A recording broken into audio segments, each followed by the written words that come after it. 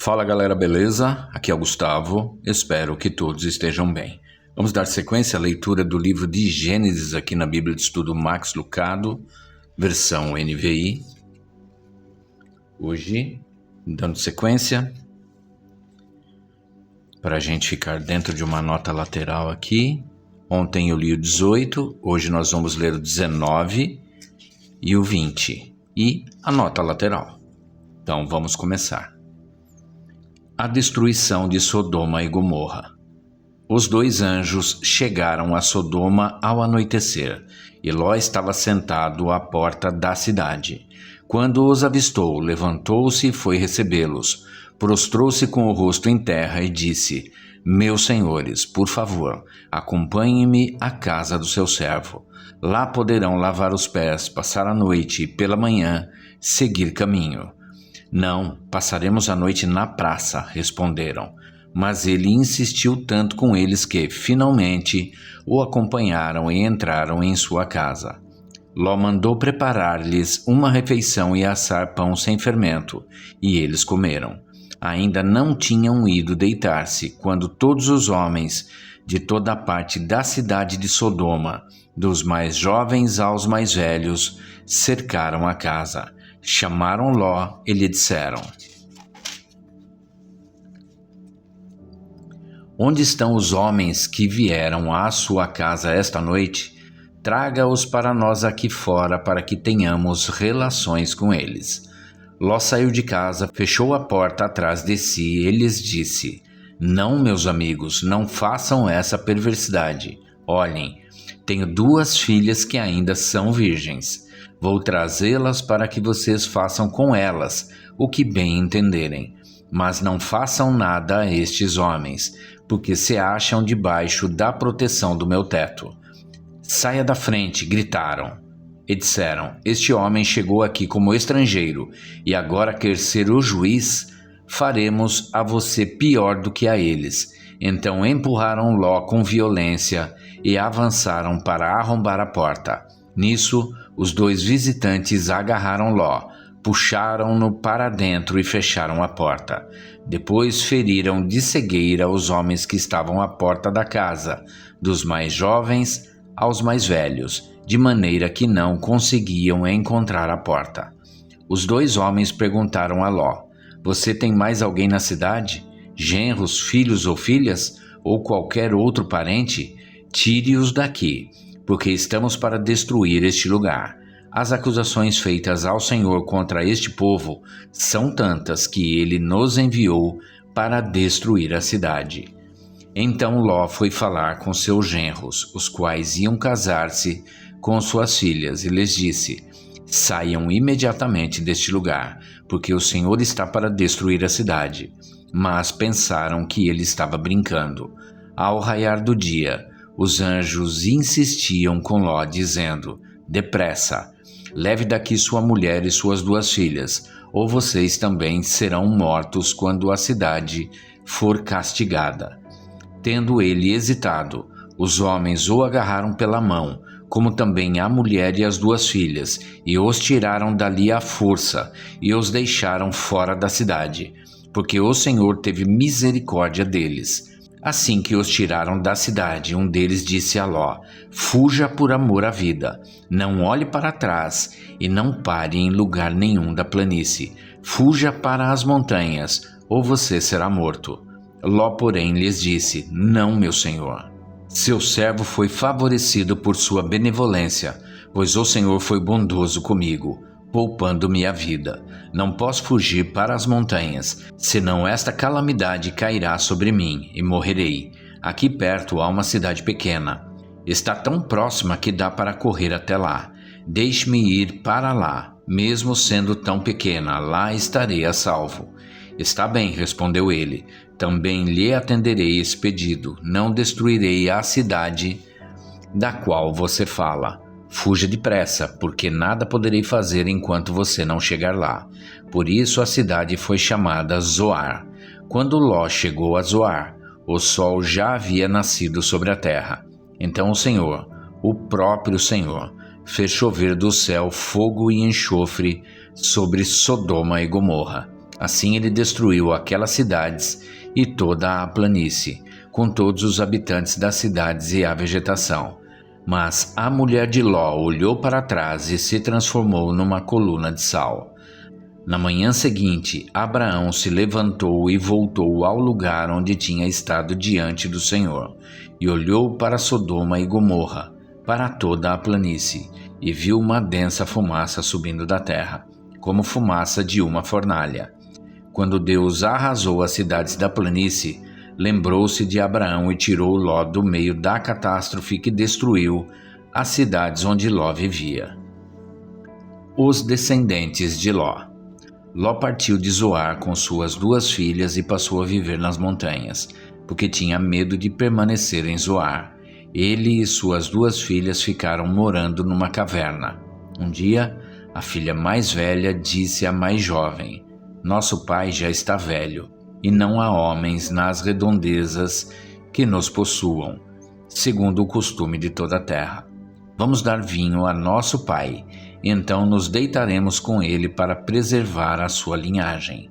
Naquela noite deram vinho ao pai, e a filha mais velha entrou e se deitou com ele, e ele não percebeu quando ela se deitou, nem quando se levantou. No dia seguinte, a filha mais velha disse à mais nova: "Ontem à noite deitei-me com meu pai. Vamos dar-lhe vinho também esta noite, e você se deitará com ele, para que preservemos a linhagem de nosso pai." Então, outra vez deram vinho ao pai naquela noite, e a mais nova foi e se deitou com ele. E ele não percebeu quando ela se deitou, nem quando se levantou. Assim, as 2 filhas de Ló engravidaram do próprio pai. A mais velha teve um filho e deu-lhe o nome de Moabe. Este é o pai dos moabitas de hoje. A mais nova também teve um filho e deu-lhe o nome de Ben-Ami. Este é o pai dos amonitas de hoje. Capítulo 20. Abraão em Gerar. Abraão partiu dali para a região de Negueb e foi viver entre Cádiz e Sur. Depois morou algum tempo em Gerar. Ele dizia que Sara, sua mulher, era sua irmã. Então Abimeleque, rei de Gerar, mandou buscar Sara e tomou-a para si. Certa noite Deus veio a Abimeleque num sonho e lhe disse: "Você morrerá. A mulher que você tomou é casada." Mas Abimeleque, que ainda não havia tocado nela, disse: "Senhor, destruirias um povo inocente? Não foi ele que me disse: ela é minha irmã? E ela também não disse: ele é meu irmão? E ela também não disse: ele é meu irmão? O que fiz foi de coração puro e de mãos limpas." Então Deus lhe respondeu no sonho: "Sim, eu sei que você fez isso de coração puro. Eu mesmo impedi que você pecasse contra mim e por isso não lhe permiti tocá-la. Agora devolva a mulher ao marido dela. Ele é profeta e orará em seu favor, para que você não morra. Mas, se não a devolver, esteja certo de que você e todos os seus morrerão." Na manhã seguinte, Abimeleque convocou todos os seus conselheiros e, quando lhes contou tudo o que acontecera, tiveram muito medo. Depois Abimeleque chamou Abraão e disse: "O que fizeste conosco? Em que foi que pequei contra ti para que trouxesses tamanha culpa sobre mim e sobre o meu reino? O que me fizeste não se faz a ninguém." E perguntou Abimeleque a Abraão: "O que te levou a fazer isso?" Abraão respondeu: "Eu disse a mim mesmo: certamente ninguém teme a Deus neste lugar, e irão matar-me por causa da minha mulher. Além disso, na verdade ela é minha irmã por parte de pai, mas não por parte de mãe, e veio a ser minha mulher. E quando Deus me fez sair errante da casa de meu pai, eu disse a ela: assim você me provará a sua lealdade. Em qualquer lugar aonde formos, diga que sou seu irmão."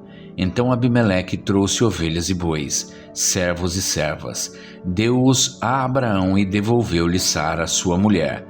E disse a Abimeleque: "Minha terra está diante de ti, podes ficar onde quiseres." A Sara ele disse: "Estou dando a teu irmão 1000 peças de prata, para reparar a ofensa feita a você, diante de todos os seus. Assim todos saberão que você é inocente." A seguir, Abraão orou a Deus, e Deus curou Abimeleque, sua mulher e suas servas, de forma que puderam novamente ter filhos, porque o Senhor havia tornado estéreis todas as mulheres da casa de Abimeleque, por causa de Sara, mulher de Abraão. Até aqui.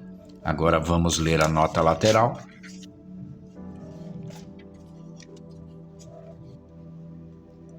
Lições para a vida. Localize-se. Deus planejou destruir Sodoma e Gomorra por causa dos muitos pecados ali cometidos. Abraão pleiteou com Deus a favor de Sodoma a fim de salvar a vida de Ló.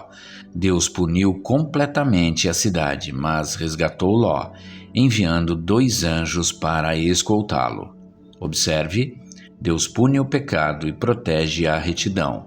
Deus destruiu cidades inteiras porque o mal nelas praticado era grande. Medite. Embora o povo de Deus o esqueça frequentemente, ele nunca se esquece dos seus eleitos.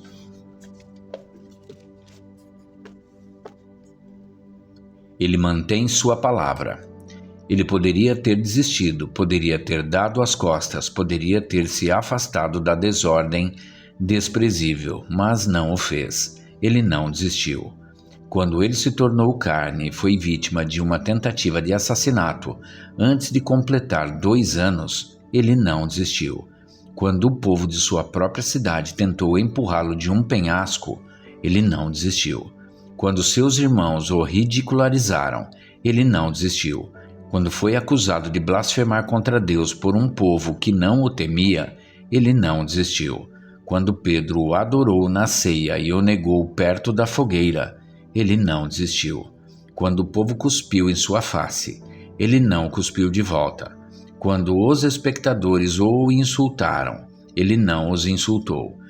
Quando um chicote rasgou-lhe o dorso, ele não se voltou e ordenou aos anjos de prontidão que socassem o chicote goela abaixo dos soldados. E quando mãos humanas cravaram as mãos divinas em uma cruz, não foram os soldados que seguraram firme as mãos de Jesus. Foi Deus que as segurou firmemente, pois aquelas mãos feridas eram as mesmas mãos que haviam trazido luz às trevas densas e terríveis. Elas vieram fazer isso novamente. Aplique. O lugar onde você vive se parece com Sodoma? Coloque-se contra o pecado em sua cidade. Seja uma voz da retidão. Discuta com um amigo sobre como vocês podem fazer a diferença. E é isso, gente. Chegamos ao final do capítulo 20 do livro de Gênesis e amanhã a gente retorna para a sequência desta leitura. Espero que todos tenham uma excelente tarde e que Deus abençoe a vida de cada um de vocês.